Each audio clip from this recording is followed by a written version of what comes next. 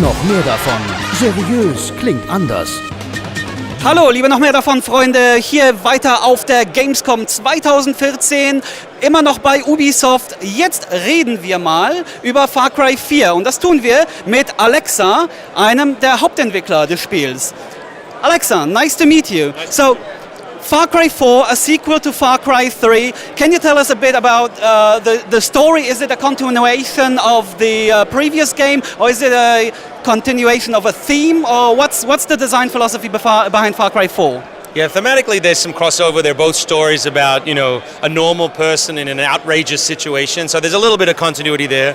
But, we want a game that is playable by anyone and they don't need to have played the previous game. So, no, it's a standalone game. It's a story with a beginning, a middle, and end within Far Cry 4. So you play a guy called AJ who's returning to the home of his birth, but he was raised in America because his mother's dying wish was to be buried at Lakshmana. So you have this kind of reason to arrive there, and pretty quickly everything spirals out of control. So the theme here is story-wise and character-wise discovery.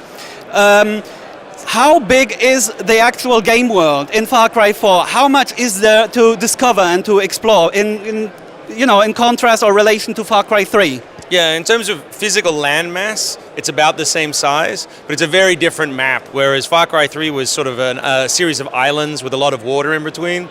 This is a valley surrounded by cliffs and mountains, so it's much more vertical. There's hundreds of animals and quests and challenges and all kinds of things you can discover in the world, so we really think it's the richest open world we've built yet. How many animals can you ride? There's only one rideable animal, so the elephant is the only one that you can ride, but there's a whole bunch of other new animals, like my favorite being the honey badger.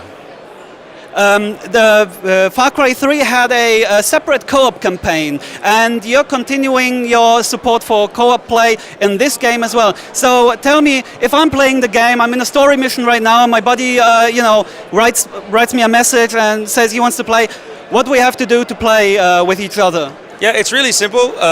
Basically, anytime you see someone else with the game online, you can invite them into your world. And as long as you're not in a story mission, they'll spawn with you at the nearest outpost. So basically, it's still one game world. There's no alternate mode you have to go into. So all the outposts you capture, all the bell towers you clear, all the fortresses you clear are all within your single-player game. But you're free to tell all the stories you can come up with. You could be riding an elephant while I'm on a helicopter. We could both be sneaking through the grasses into an outpost. Any strategy or narrative you want to build. And why don't you tell us lastly, this game is it a true next-gen game, or is it also for the older systems? So can people who have not bought a PS4, Xbox One yet, can they play this game as well? Yeah, it's a cross-gen title, so we're supporting PC, Xbox 360, Xbox One, PS3, and PS4. So gameplay-wise, they're all identical. We tried very hard to make sure that the experience, the fun, is the same on all consoles. But obviously, for next-gen and for PC, we're able to really push the graphics. So we have new fur shaders, new lighting, all kinds of independently modeled leaves that are physically enabled. So there's great graphics on the next-gen and the PC, but it's still the same fun game on all platforms. So on all platforms, and when can we expect the game?